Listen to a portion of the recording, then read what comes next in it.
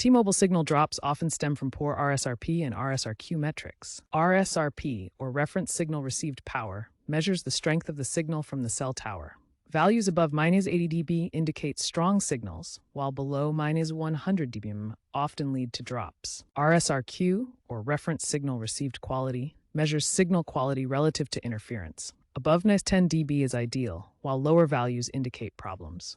Obstructions like buildings or weak tower signals can worsen these metrics, leading to signal drops. High network congestion in dense urban areas like New York City can cause RSRP values to drop as low as -120 dBm, resulting in signal loss. Use apps like Signal Spy to monitor your RSRP and RSRQ values in real time. To improve signal, try band locking.